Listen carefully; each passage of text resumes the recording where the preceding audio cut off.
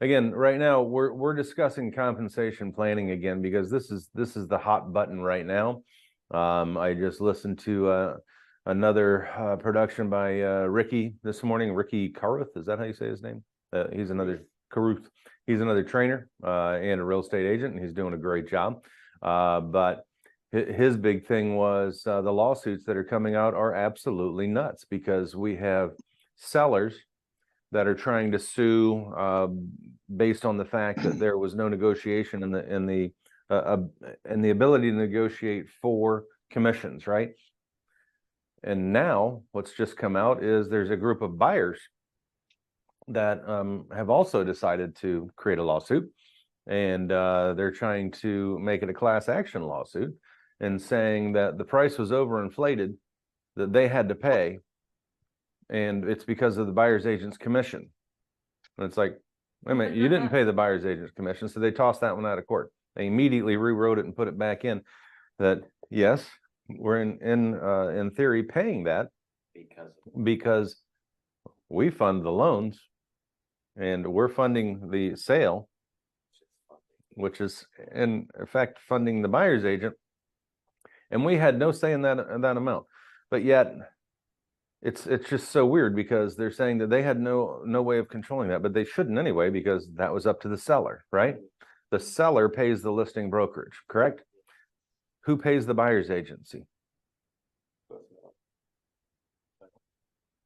No, we do. The listing broker pays them. Oh, I see what you're saying. That's the loop. That's the way it's written in our contracts. It's, yes, we can agree how much we're going to pay out to the buyer's agent, but right, technically, we are the ones being paid because if we get both sides, what happens? Right, you get a bigger commission. And again, if there's a buyer's agent involved, then we pay them that part of the commission. It's the way it works. But these lawsuits are attempting to twist that, which I know is shocking in a lawsuit, but that's what they're doing. So anyway, I think it's important that we visit this again. I know the last training we did go over the buyer's agent commission forms, and I think it's very important to keep those in mind and to keep them with you. So we'll get into that too. But I wanted to go to this one because it's just like, what does this mean for my business? And again, this was straight through the legal counsel and the president from NAR. And when I started looking at this again, I'm like, man, we just need to go over this and make sure everybody's on this page.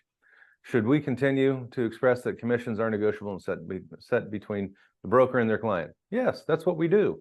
And that's what we've always done. It's just that some companies were making it that we don't bend.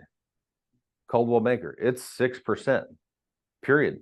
They're bending on that now, but it's interesting to see some of these companies.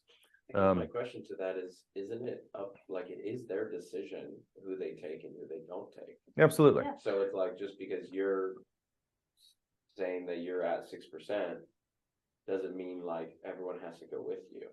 But see, a lot of people, I think, are trying to twist that we had one broker come in, we wanted to work with them, this is what they were charging, and said it was a standard in the industry, and we paid it, and it's not fair.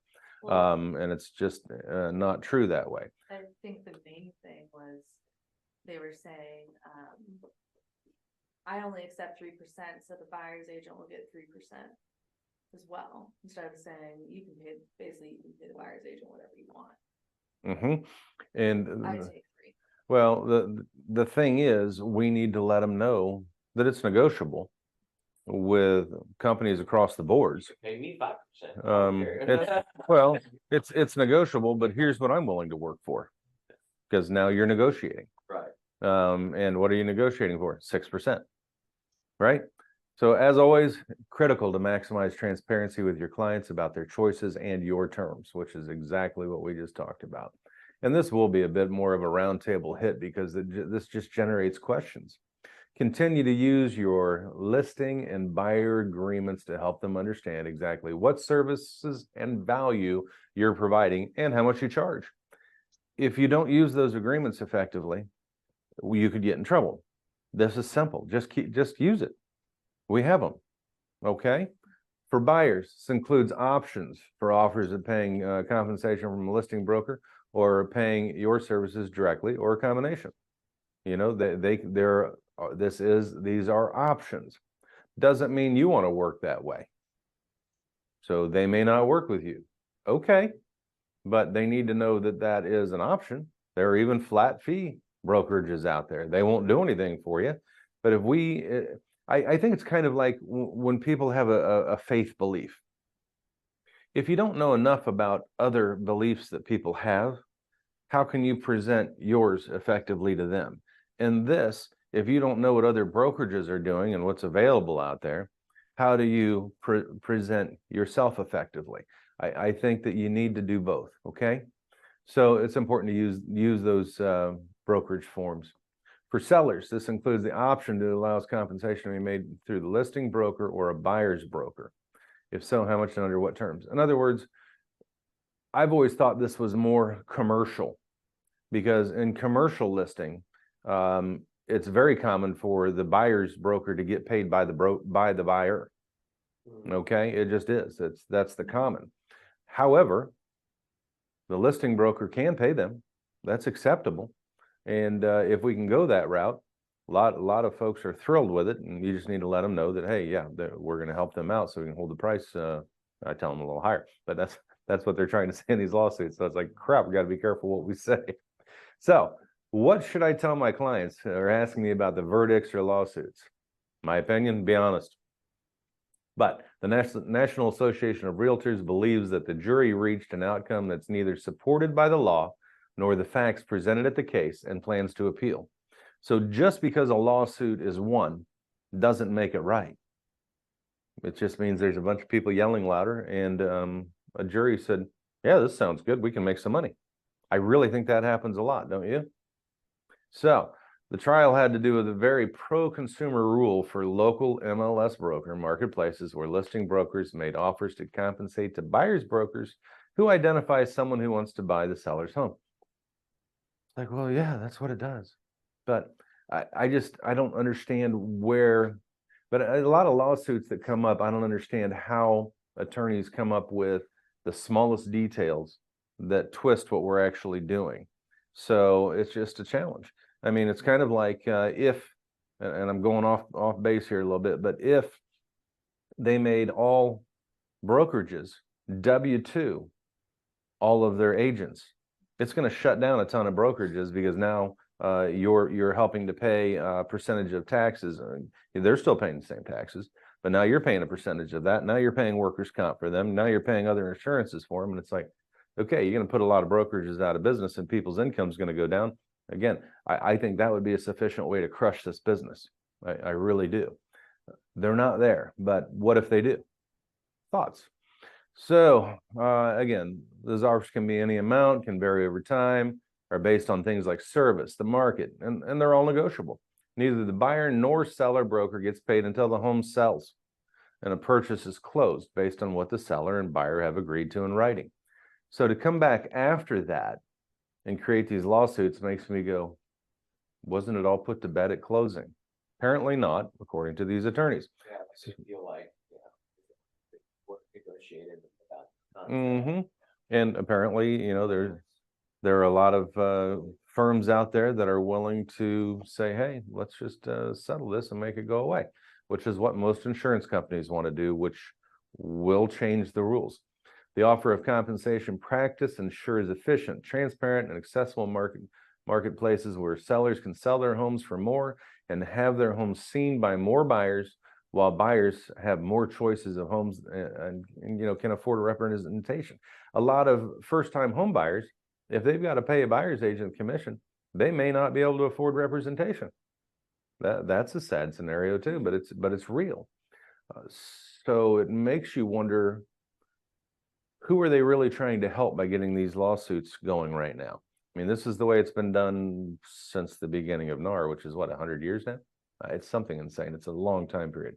But it's just amazing to see them trying to change this one. Plaintiffs have said that wealthy people could still afford representation without the practice, but that hardly seems fair. We were just talking about this. The National Association of Realtors is going to continue to advocate for this pro-consumer practice as noted, plans to appeal the jury's verdict, as they should. So know that agents who are realtors will still and always be there for clients to guide you through the financial, legal, and community complexities of buying and selling a home. I think we need to let people know these things. That's what this whole thing's talking about. What should we do? That's what we should do. Combined with the verdict doesn't change the many choices buyers and sellers have when deciding who to hire, as Joey was just saying. Who do they want to be their agent? Who do they want to be their realtor? Compensation will continue to be negotiable and set between a broker and their respective client, as it always has been. That's where you go. Nothing's going to change yet.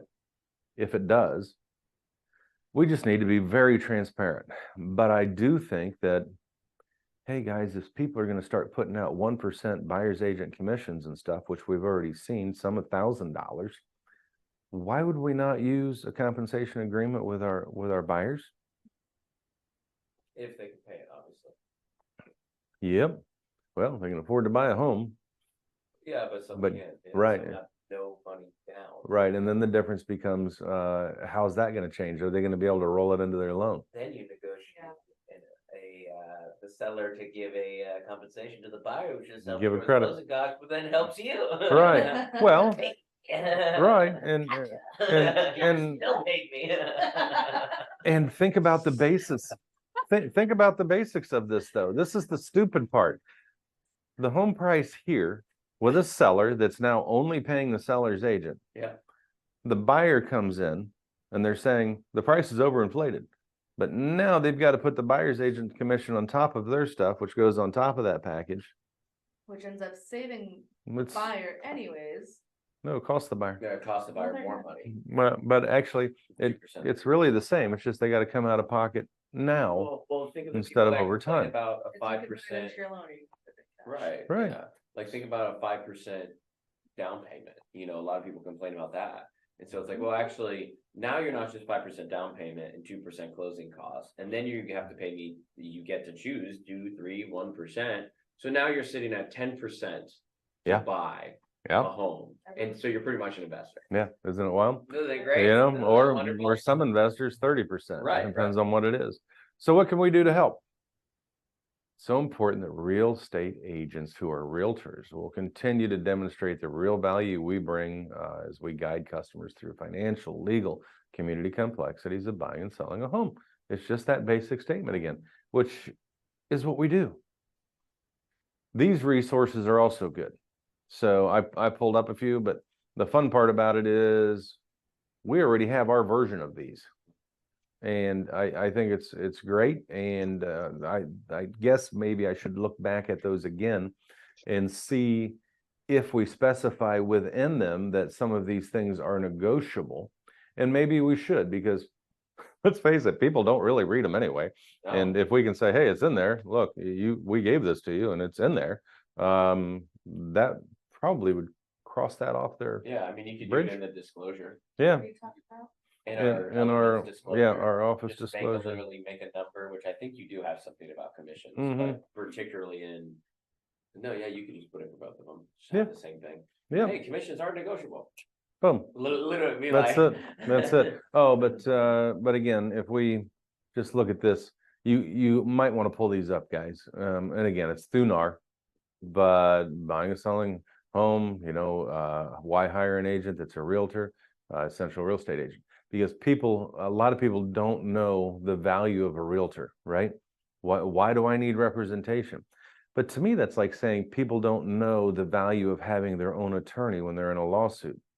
It's like, do you want to be represented by a professional that's in your corner, or do you want to just work with someone who is actually representing the seller?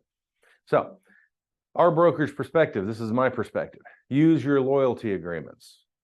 Use your office disclosure, which we're going to look at, Leah. Make a note of that. Use a buyer commission agreement. You need to show your value. And here's the thing. If you can't show your value, and if you haven't gone back through our trainings on that and why people should use us, you need to go back and read it again and study, because it's important to be able to show your value. You need to have your elevator speeches, all those things, right? The listing brokerage is the one being paid by the seller, and they pay the buyer's agents. That's something to really make clear. This does not overinflate the price of homes because, like I'd said, if the buyer is now paying the buyer's agent commission, that cost is still right on top of the price of the house. So I really think this is a weird twist that they're putting on this to create a lawsuit. Again, certain things I don't get in life. This one I really don't get, but I know how we can defend ourselves to a degree. So if you present to yourself in a mirror, would you hire you? Do you know how to show your value? If you haven't done that in a while, you ought to. I guess I should do it again too, because it really helps. And or video yourself. Better yet, video yourself, listen to yourself. Would I hire me? And a lot of times he'll go, oh, geez, no, because I wasn't in a very good mood that day and I didn't say what I should have said. And it's like, that happens. But all in all, if you know what you're supposed to do and you've already studied that, it comes out automatically. You can't help it. So it's just important. And then don't forget our team statements. When ready, we're here to partner, protect, and guide you through the entire journey to create your lifestyle your way. Our website really clearly makes it about the other person. And it is. I mean, we want to help other people. We want to see them do well. We want to get them into the best loan products that we can and the best insurances that they can get for their property. We want to make sure that they do their inspections well, that they're protected and guided through the project or the process. So how many of you guys have looked at our philosophy lately? I kind of chuckled with myself because it's been a bit, even though it's all over the walls of our office all the time. But it's because of our clients. I'm going to read this again. We are distinguished as ethical, caring, genuine, experienced, and supportive. We're honored and humbled knowing this is not by chance. We're intentional when it comes to supporting you. These expectations are carried across our team, right? So our business is based on four foundational principles. And again, those are posted all over our office to make sure that we remember these. And I like Leah's statement on this, that if you just think of the word Army as A is attentive, it's never about our opinion, instead a heavy focus on your desires. M is market experience. With more than 30 years of real estate experience, more than that now, we're best positioned to offer guidance to our clients. Resourceful is the R. We have a vast network of resources. If our clients need it, want it, we don't know it, we can have it, or we'll get it, or we know it. Simple. How about why? It's your lifestyle. All being said, we're able to guide you in fulfilling your dream the way you want to live it. That's why it's your lifestyle, your way. Once you begin your journey with us, you'll quickly realize the difference. And the difference there is the difference in having a professional real estate agent that is trained versus one that's not. Because agents that just get into this business and start selling right away and getting people to do things, standing in front of problems in homes, trust me, when I was an inspector way back in the day now, I saw agents do it. You know, there's mold on a wall over here. They'll just stand there the whole darn time the inspection's going on.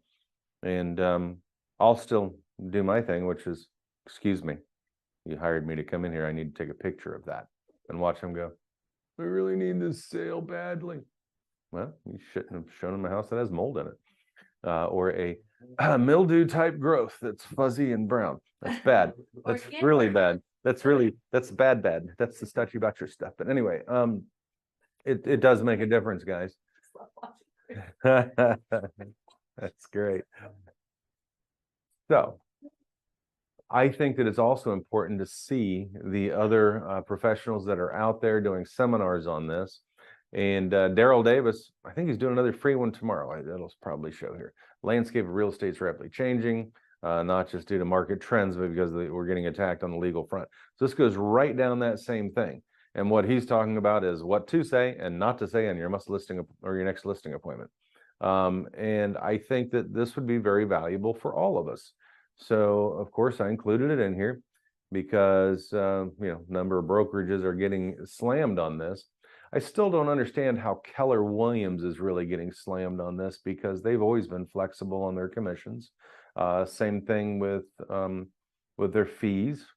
Got to keep in mind though, Keller Williams has bought out a whole lot of brokerages that are allowed to keep their brokerage. True. That's true. Yeah. They might be something else, but they're actually. Uh-huh. Yeah, I hear that too. So, again, I think that this, that free online training, it is the 15th, it's tomorrow. So don't let current legal challenges dictate your future in real estate. Just don't do it. But here's the deal. Use the obstacles against other agents that you're competing against, because it is a competition. If they don't understand how to explain these things, and you do, who's the professional? Be the professional, know the differences. So really, guys, that was the big thing I had. And of course, Lou Holtz, your talent determines what you can do. Your motivation determines how much you're willing to do. Your attitude determines how well you do it. I think that in everything that we do in real estate and sales, it's our own attitudes. So if we walk around like Eeyore, oh, it's terrible, life is rough, the sky's falling, Chicken Little. No, guys, we have buyers, we have sellers. We really have one of the easiest jobs there is, which is to put the two together. I know you've heard me say that a few times, but it's real. That's what we do. Of course, it's a challenge because we also deal with all of the emotions that go with it, right? And like even the deal I had that just fell apart, one of the four. But anyway, it's sad to see it fall apart because they so wanted that house, and to have to listen to somebody literally sobbing because they can't get the house. We have to put on the armor of God in the morning, and it can be heavy sometimes. So we need to remember to do that for those of us that are believers, and I think we all are that are here right now. So again, important things to consider. How about questions about this, guys? I'm going to grab a coffee, and I want to hear your questions, how we can handle things better. Let's talk about it.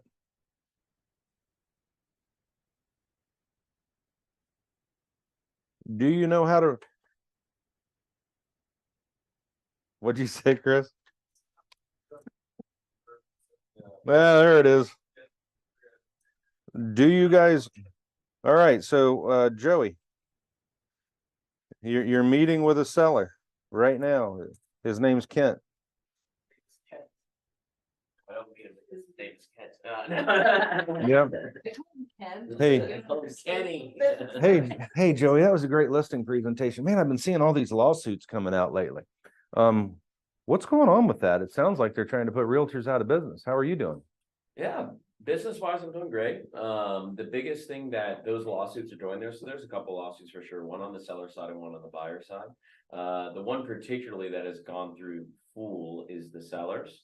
And the biggest reason behind that is there's some brokers and agents that pretty much stick their feet in the mud and they hide that the commission side of any listing is actually negotiable. So a lot of brokers, they just go right through it, hit it, and they don't even say that and share that with you guys as a seller because they're just trying to get paid real quick. They kind of hide things under the table. When in reality, it's not how we do business here at Elements Realty. And everything that we do is we're very upfront, very real, very transparent, attentive. That's just who we are. And so right out of the gate, as you already saw in the listing presentation, that you saw our commission, you see what we pay and you see what we end up and will pay a buyer's agent, which we believe on, the buyer's agent side as well, that if they do their job, they deserve to get paid. And we're willing to give, that aspect, but you actually can also negotiate that. If you think that, I'm worth more than, the 3% that normally our elements we do it at, you can pay me 4 or 5. You can give me everything and I'll pay the buyer's agent if you want to. That's your call. But we believe at Elements that, the buyer's agents should also be paid their dues as well, especially when they do their job. It's good. And the other part I use there is that a lot of salespeople tend to be greedy, even though I'm not. But it's just true. So if there's a listing in the MLS paying 1.5% or 2% to a buyer's agent, and there's another one over here that's paying them 3%, which one do you think those buyer's agents are really going to want to show? Even though it's illegal, even though the steering of it. Yeah, but it's true. Well, steering. They can go show both and just sell. Yeah. Yeah. But it's just true. Steering? That's steering. Depends on the verbiage that you use if you're doing it. Yeah, it kind of depends. Because that's So what I the thought. thing is, Yeah. we do have to be I know we all careful. have done it many times, but No, never. We're being recorded. Never. But the fact of the matter is, Yes. why not share that and just say, hey, people are people, Mhm. and they're going to try to make the most money they can to provide well for their family. Even though, of course, if this home's the perfect one for the buyer, we're not going to stop a buyer from buying that home if it's a $500 commission. Right. And that's something I share. That's the way to Yeah. to attack that one, right? Yeah. So in other words, it's not like I'm steering them towards this house. It's just, if this is your home that I'm selling for you, and we put a more attractive package together for a buyer's agent, they're going to be way more excited about selling this one than about selling the one that's 500, even though of course they're trying to do the best they can for their customers. We gotta couple it with that every time. Chris. So even though it's Hey. unethical, right, for a Hold on, we're buyer's turning agent. you up. Oh, All can you right, hear there me? you go. Yep. I'm so sorry. And I didn't mean just to chime in because there's a couple Chris's. So thanks, Chris. Go, Chris. I just bought your other property, Chris, so let me go first. I guess my biggest question is, even though we know it's unethical for a buyer's agent to really steer a buyer towards a higher commission and not even show, let's say, a 2% or a 1.5% commission, it is ethical, right? If we're very transparent with our sellers, letting them know that this does happen. It's an unfortunate practice, like everywhere, like even in mortgage lending, you always have the bad bunch, which causes problems for all the good agents. But you still got to be transparent enough to let them know that and let them and help them guide them in the right decision of what's good for them. What's Or good for fair. them as a listing, But here's the other thing we can always say, because what are we trying to do now? Because of the deal where buyers or sellers aren't paying the buyer's agents fairly. Mhm. What did we just talk about? What's one of the 3 documents we're now bringing with us? Buyer's commission Or the agreement. buyers, yeah. Yeah, and they can make up that difference. And if because I've negotiated that. That's probably one of the hardest ones. But saying like, hey, just want to let you know, this is offering, like 1.5% or a 2% commission. Like, would you mind making me whole in this? But that's even I have to. But if you do it ahead of time, if you do it ahead of time, I work awfully hard. You're going to see everything that I do. If they're paying undervaluing my value, and I am a professional at this, I'm going to save you money in the transaction, which we always do. I mean, I always save my buyers money. It's just inevitably I'm going to save them money, and you just have to be able to tell them how and where. But I think the big thing here, Chris, is have your buyer's commission agreement. And for us, we can even tell the listing agents, look, we work with buyer's commission agreements personally. So if somebody's paying $500 down there, a commission, I'm still going to show the house, because our agency, our brokerage has trained us on how to overcome these things, and our buyers that work with us value us. So because of that, we would show that anyway. But a lot of agents aren't trained, and they get their license and then they just start selling. And so they're going to chase that 3% listing all day long. That's just I don't know, little story. When I bought my first home in 1996, probably before some of these agents with us right now were born. Wow, you're old. That's what my buyer's agent did. That company came out and they said, we charge 3%. This is what we do for you. We signed it. And the house that I bought was a 2.5% commission. And I paid that extra half because I did value them. So that was a practice that was done, from agents even in the 90s. And I guess it's going to be very valuable now. It's extremely valuable now. And if we don't make it a big deal, if we just present it as it is what it is, here's what we do, here's a loyalty agreement, here's our brokerage agreement, and here's our commission agreements, that this is how we get paid. A lot of people don't understand for the life of them how we get paid. So they think they're paying you anyway. So it's just not a challenge. I literally had someone say, yeah, I can't buy a house because I have to pay your commissions. I'm like, well, do you have to pay my commissions? Yeah. Like that was like their big determining factor why they weren't gonna buy a house. So you could have broke them down by going, no, look, we do have a buyer's commission agreement, but the sellers pay a large chunk of what we get paid, or sometimes all of it. Yeah, almost all of it. What is the standard time frame that, and I'm sorry if Right. cause I don't have it in front of me. Is it 90 days or is it 6 months or, Whatever you want. What's that? Buyers. so is Loyalty there a time agreement? frame? Yeah, Yes, sir. I typically make it a year, and A year, okay. it's the easiest thing in the world for them to can you. Yep. But the bottom line is, it's sales. The more we have people sell things or sign things, sorry, the more we have people sign things, and something simple like that, it creates a loyalty within them to you that you're their agent. And they signed something that said that you are.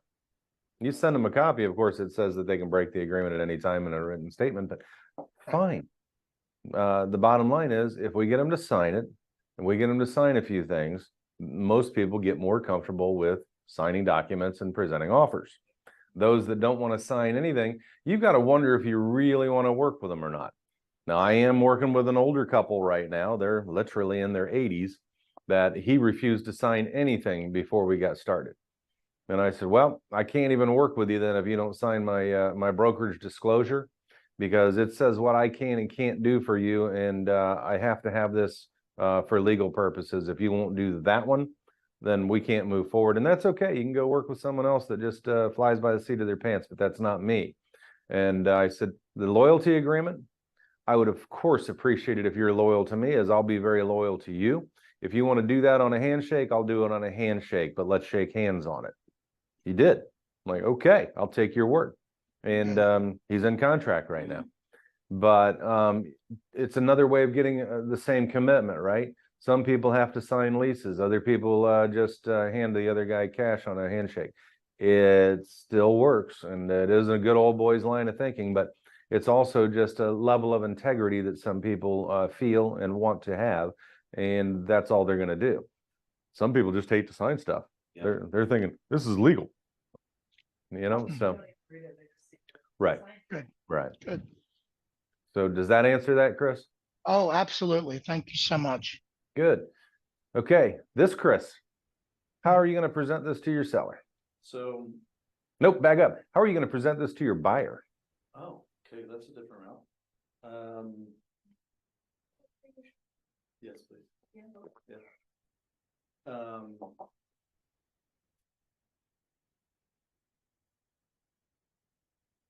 That's a good question. I was preparing for seller. Chris, just shift gears in your head and say the same thing backwards. Well, even as the seller, I really don't even go into that much, because I have all the documents with me, so I kind of shift gears for them.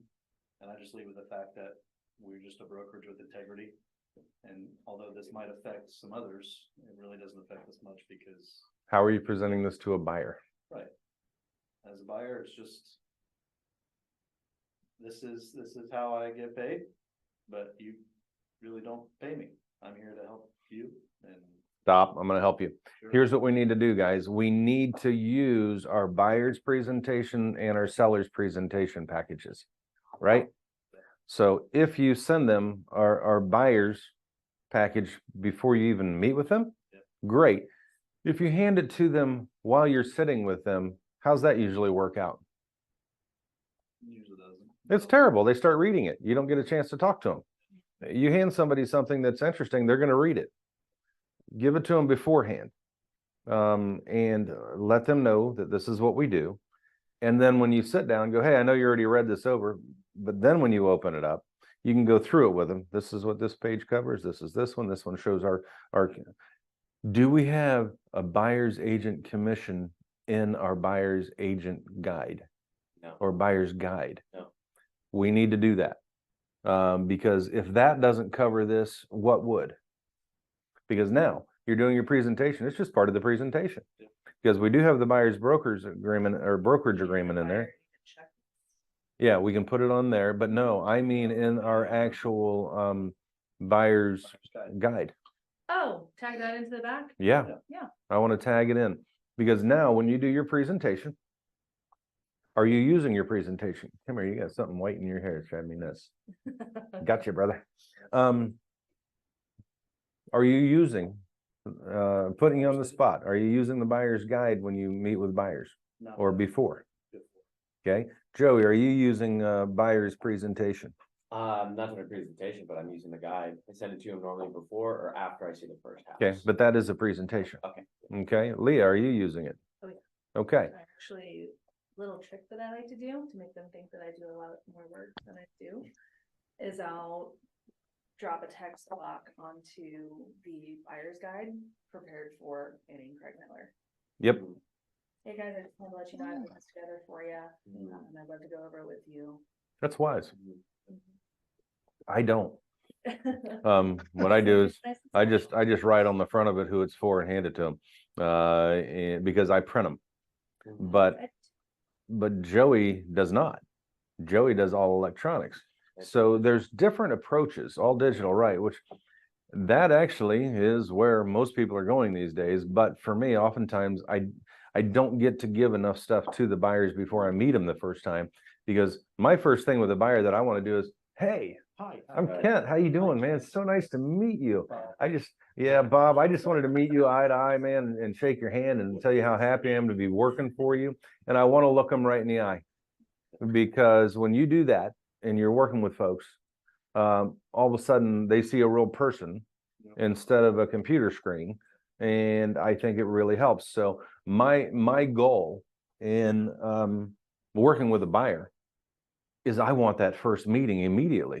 Well, buyers and sellers. I like meetings. Does it take time out of my schedule? Yes. Does the meeting have to be long? No, unless they're real talkers or lonely, but that happens. Yeah, it happens. But then you have to, well, yeah, but at that, you've got to, when you go into the meeting, you can set an expectation first. Look, I've got about 45 minutes. I was really looking forward to meeting you, and let's sit down and go over a few things and tell me about yourself. Set an alarm on your phone with a ringtone. Yep. Yeah, so sorry. Oh, this has been great. I need to get to my next appointment. Yeah, well, there you go. But yeah, and that's different too. There are those that you need to sit there. So you'll go through those things. But again, for me, it's that initial, hey, how are you? Good to meet you. Here's our buyer's package for you to read later, so you can see everything that we do. Or heck, we can review it right now. You have time? I love to go through it, especially with the documents that we want them to sign. I'm like, look, you can read all this other stuff first. I need you to sign these 3 documents in the back. Okay. Most people are just like, okay. Or if you send it to them electronically, it always freaks me out because they're like, initial and sign all. Yep. Don't even read this stuff. Okay. That's fine. What baffles me more still, and maybe it's because I've been hosed in life a few times, but people that go to a closing table, they're signing the biggest documents they'll probably sign in their life, but because they're thick, they don't want to read them. I know I drive people nuts when I've done this, because and Val immediately goes, hey, you guys may as well go get a cup of coffee or something, because Kent's going to read what he's signing before he signs it. If it doesn't require signing, maybe you could separate those and save him some time. Yep. I've had one pretty much go through everything. Isn't it one? But Yeah. But again, these are the biggest documents you'll ever sign in your life. And I tell people that. And I encourage buyers beforehand. When we get to that closing table, take your time. Don't feel pressured. They're there. We're all there for you. You read as much or as little as you want to. So it's up to them, right? Some people go, just give me the basics.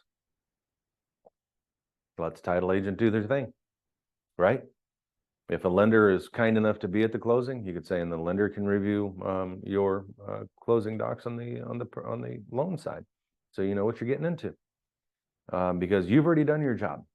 But you haven't finished your job if you don't encourage them to look at those things. So it baffles me. Do I get the keys now? No, it actually has to fund, and then you will. But we're going to sit here and have a cup of coffee until it does. So there are all these things to consider, right? But if we put that in our buyer's package, I think it'll make a big difference. And then why would we not include it in the listing package? Transparency. I've never done it in the listing package. I'm spending that one out there, but I think that if we do, when we're sitting with a buyer, look, it's negotiable, or with a seller, it's negotiable. But what you're forcing agents to do is to now have to use this form and asking the buyers that may or may not be able to afford to pay our fees to sign this form. I think I could present that really well. And that's exactly how I'd do it. Fair enough. What other questions y'all have? Anybody scared to death about these lawsuits? I mean, it's interesting. It definitely can shift some things if it really does, like, they really do somehow boot buyer's agent commissions. Like, if that really does actually go through, that could shift the whole industry a bit. It could shift first-time home buyers and buyers with low down payment capabilities. Unless, hey, Chris, Leopard, you there? Oh, I'm here. On a loan side, is there any way to roll a buyer's agent's commission into a loan if these kind of things do go here?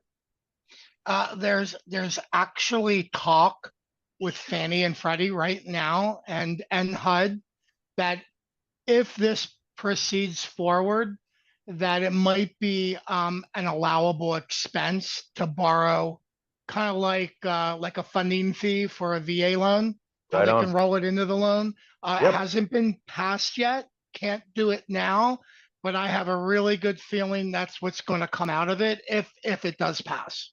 Okay, so that would be tremendous, and that would save buyer's agents a lot of heartache, I think, and or having to really negotiate your fees to something that a buyer can't afford to get a deal done.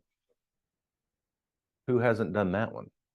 If you've been in this business for a while, and it comes, I don't like to negotiate that up front, but if we're coming to signing into contract, and I know where they are, it's like, look, I can contribute. I can help you get this done. And I don't want you to lose this house. I care about y'all. And heck, I've had people weld me grills and build me things. Yes. And you get a client So, for life when you do that, though. Right. sure. Yep. I agree. So there are ways to make this happen. Other way, if it can't come together, if you're a buyer's agent, you call that listing agent and go, hey, seals could fall apart, or we could help keep it together. Some agents, you'll smell the greed immediately on some agents where they're like, well, that's your problem, not mine. I've still got a house to sell. It's like, okay. Or you could get it done now, but it's up to you. And, then the question is, are we allowed to present our offer directly to a seller that's not our seller? So Absolutely you are. Absolutely you are. You call the listing agent. If they don't understand it, you call their broker and say, hey, I know this is your listing agent. I'm frustrated with the way they're presenting, or you can say whatever you want. I wouldn't go there and say, I just say, I'd really like to present my own offer to the seller. And it's within my legal rights to do so. Sure it is. So you could actually present it to them yourself. And, then you could throw the listing agent under the bus if they're being jerks and go, look, I've tried to get them to split this with me even because we want to make this deal happen. Yeah, I didn't know that. I didn't think we had access in a sense to a seller. No, you way of, don't. You don't, other than that. Unless they call you. Right. If they call you, you have every right to call them back. Or if on the MLS it says, please call. Mm-hmm. Yeah. Yeah. So there are those avenues, but the other one, unless something's changed since, sorry, I got into this. Since I got into this, that's totally within our rights. Okay. So if you're working with an agent that's being a jackwagon, yeah, you can. Yeah, that is good. Give it time. Just Yeah. come hang out with me Appreciate more that. often. Mhm. Just come out and hang out with me more often. Yeah, It'll happen. give it a shot. Yeah, you go out towards the islands and you meet the shark pools. It's different. And I know we're getting recorded still, and I think these things should be recorded. I think this is good. But I do think that it's important that people know that there are good caring agents and there are those that just care about their own bottom line. And it's amazing how well they can hide that until they can't. So must be the ones with integrity. You do it the right way. What other questions y'all got? What do you have? Chris, what's going on in business for you? Anything you got a question about over there? No, I've been trying to drum up some. I haven't really been looking for listings. I think I'm a better buyer's agent than anything because that's what I get more of from up north. So got a couple people that are planning on coming down here because they're going to be little snowbirds. Looking in the Tampa, Sarasota region. I also got my sister-in-law, like I said, running that high dollar property down in Bradenton, about like a mile Yep. from the office. So their shortest term lease is 6 months. So I'm in there under Ellerman's as the realtor of preference, and I have my son as the lender of preference for the mortgage company in the welcome package for every one Smart. of their residents. So we're really hoping that's going to generate business down there. And then I'll probably have to really work with you and your team about splitting and working with someone that can maybe do more showings that has more availability than me driving an hour and a half. I- We can definitely make that happen. Well, I figured we could. absolutely. So Absolutely. that's good.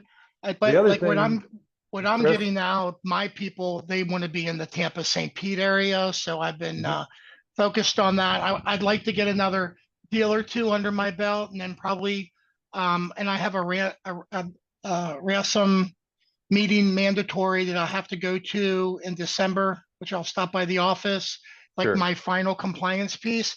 Then I'd like to get into GTR because all the events, all the golfing events, all the social events that I go to and the FAMP events that I'm involved with is around here is all the GTR stuff.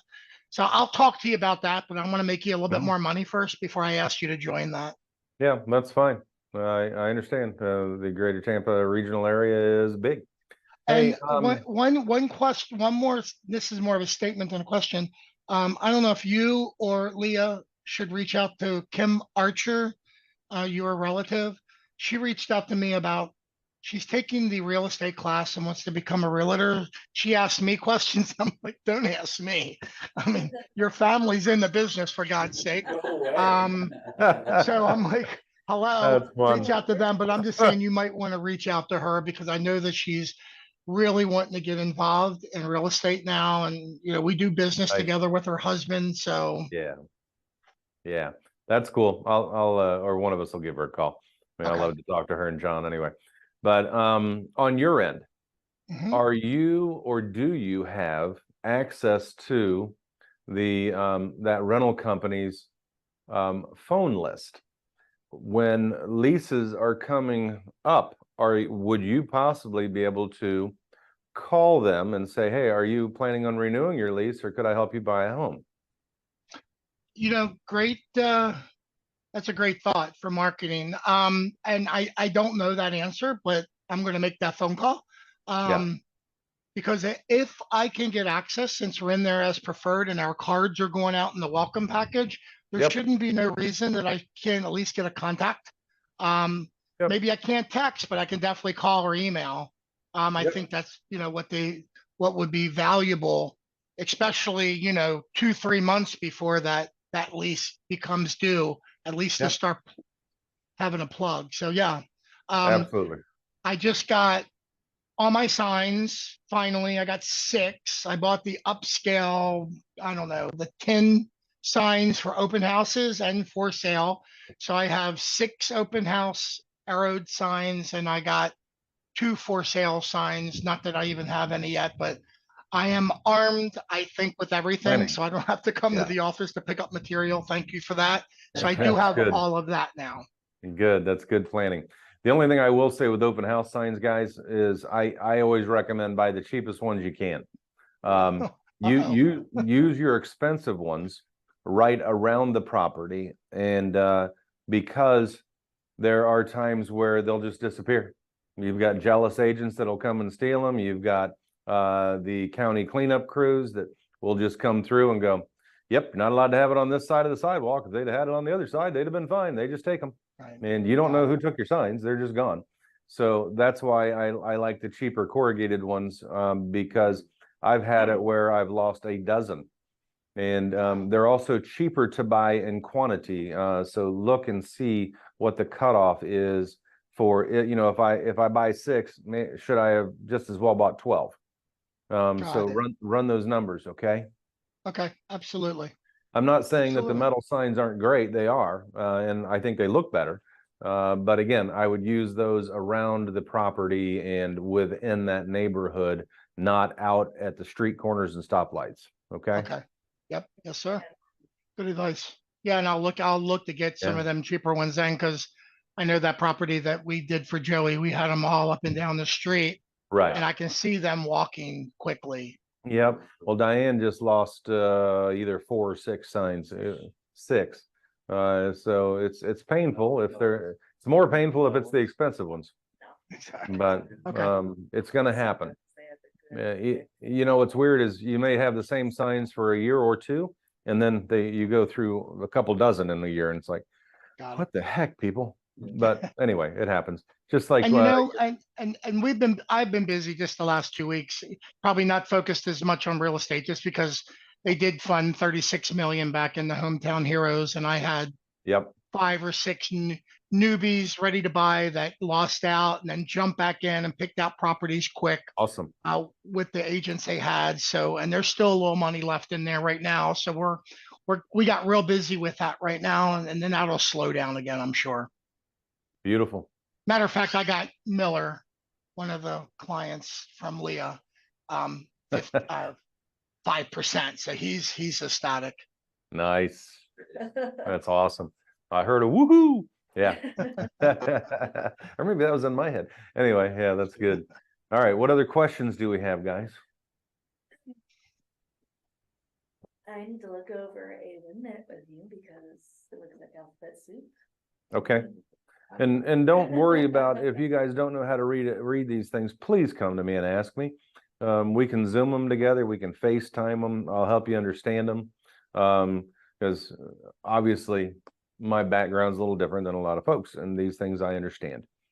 Just like if you have a set of prints that somebody's asking you something on, we can't give structural advice, but I can sure tell you if something has a possibility of being done or not, or if it's expensive or not. Help me get my buyers to close on a property. That would be nice. That's the question. Yeah. Help me see that literally even in this, I was like looking at more properties, and like this one's like the only one that fits what they're really looking for. Okay. And that's what's really hard right now. Like I don't know if they're willing to move much more, but I'm like, for what you're trying to do with Airbnb, it's out of the city limits. It's 5 bedrooms. It's big enough square footage. Like all those little things. It's like, yeah, it has a lack of permit. I mean, but he saw it. It's a stunning house, man. It fits the Airbnb. Like it already has that feel. Okay.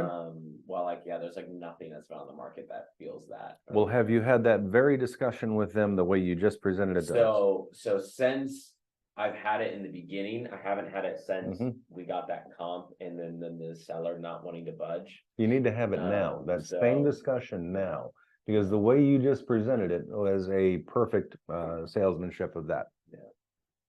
Because what are we supposed to do? Yeah. As an agent, we listen to what the buyers want. We write up a checklist on it. When we find the right house, in our opinion, we turn that checklist around and we go, look, it meets all of your criteria. Why are we not moving forward with this? Just because they won't come down as much as you want us to? It's still the right house. Let's make this happen. Yeah. And then, however, I can stop people from NAR texting me about health insurance. Health insurance. Yeah, can you help me with that? Oh my gosh, I wish. I shut them off and cancel and report it as junk and Sometimes it's really fun to just copy it, paste it, and then I just Text get a back. text from that one number. right, it's the one number. Hi, this is Cindy. And then, There. hi, this is Cindy. There she is now. Cindy. Yeah. Honestly, I just put, who's this? Oh yeah. And then they say. I thought I had my calls silenced, but I guess I don't. Do New we phone. have a checklist for sellers? I know, like, as far as the seller checklist, but like, I'm just thinking, I don't know why I didn't think about this before, but like, just a whole checklist of what they could do to present the house well, like. So it's I not know really we a have checklist. a little bit. We but have they're a- like an example. Yeah. For the sellers? Yeah, but Yes, like. we- Sure we do. But it's Do we? not as big as we think it is. I 'Cause know I've we spent have, I know that. we have that list of like examples. of Yeah, cleaning like the shutters, mailbox and like painting, things like that, but that's all we have but on like, there. if we had like a whole page of just. The reason I don't have a massive page, I could do it for you, or for you guys, but you don't want to present that to a seller. They're gonna go, ugh. The reason I don't, it's your job. You need to walk in the home Correct. and take your sellers and go, please come stand out at the curb with me first. Because we've got to get buyers out of their car. And we want them to pull up and go, wow, this is a pretty home. Look how well maintained this That's what I is. thought about that too, and then just You create a know? checklist with. Yep. It may need a paint job, but man, they've really maintained it well. Yeah. Right, right. Well, that's That's the a good important point, part just to create do. it. You want them to pull weeds. You want the fresh smell of mulch down. You want a little vanilla by the doorstep. I mean, just a little scent. It's nobody ever even recognizes it except that little drip drip smells like homemade cookies. Man, And people start in their mind saying Start it seeing feels it like home.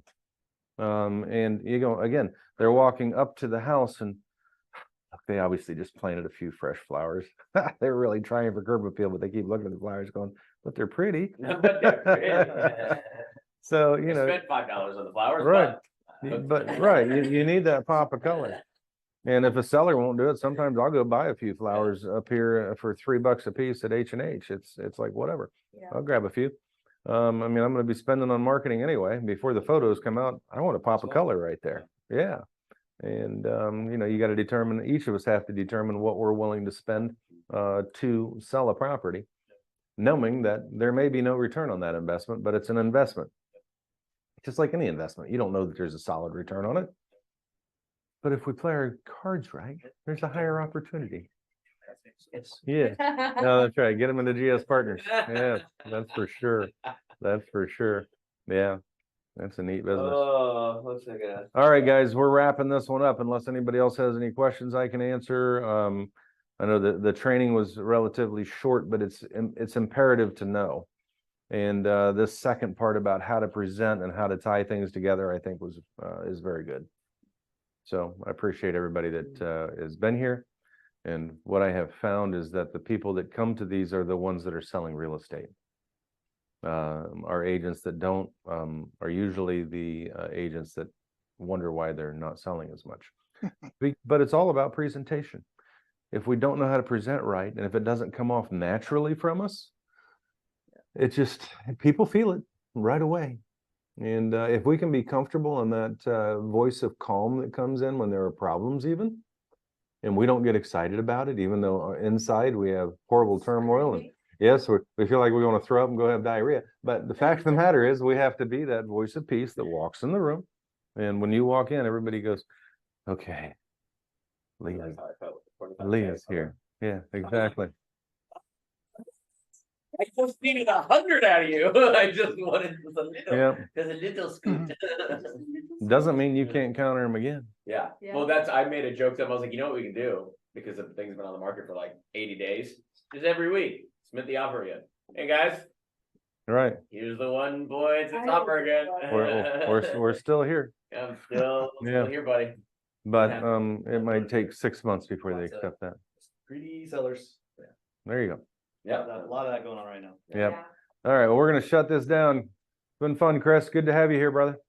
Thank you for inviting me. Great meeting. Thank you. All right. Hey, keep in touch. Let me know what I can help you with.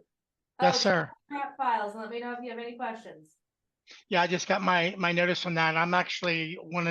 I'm still very much a novice in app files. I've been playing and pushing buttons, but at least I haven't broken anything yet. When you do, Leah can fix it. Okay. Don't play around with it too long. Just let me know when you don't understand so I can help. Yeah. Okay. And or Absolutely. create a fake file for yourself to play in. Yeah, I want to get in now just to pull some of these forms and have them and kind of start memorizing them, especially with where it looks like we're going to go. So if I have questions with that, I'll give you a call, Kent, for sure. Okay, dude. Or Leah. Do, and Okay. again, on that, on the brokerage commission or buyer's commission, we did Mhm. do, the last training should be up. Is it not? Yes, it is. on that form. So you can also Okay. just check that out too. Okay? Okay, awesome. Thank you, Right. everyone. All right, cool. See ya. Thanks. See ya.